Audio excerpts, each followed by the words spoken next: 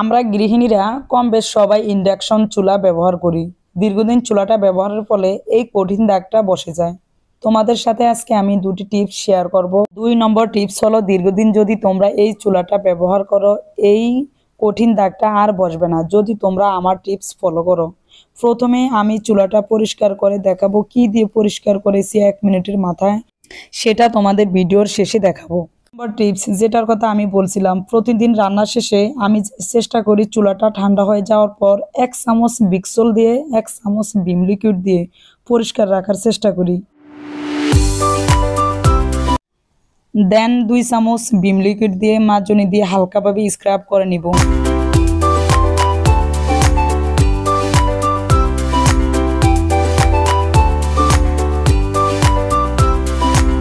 এরপর ভিজা একটা ন্যাকড়া দিয়ে ভালোভাবে মুছে নিব।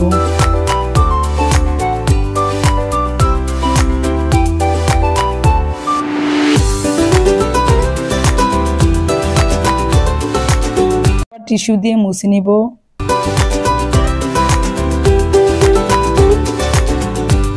গ্লাস ক্লিনার দিয়ে স্প্রে করে টিস্যু দিয়ে মুছে নিব। গাইস, তোমরা আমাকে কমেন্টে জানাবা যে আমার চুলাটা আগের তুলনায় এখন কি পরিষ্কার হয়েছে, আর আমার কথা এবং কাজে কি কোনো মিল আছে কিনা। গাইস, তোমরা যদি আমাকে কমেন্ট করে উৎসাহ দাও তাহলে আরো উপকারী ভিডিও দেওয়ার চেষ্টা করব। টিপস যেটা হলো এটাই, সেটা যে এই বিক্সলটা দিয়ে 1 মিনিটের মাথায় আমি চুলাটা পরিষ্কার করে তোমাদের সাথে এতক্ষণ শেয়ার করলাম। এই বিক্সলটা এতই উপকারী যে কোনো গ্লাস জাতীয় জিনিসগুলা দ্রুতভাবে পরিষ্কার হয়ে যায়।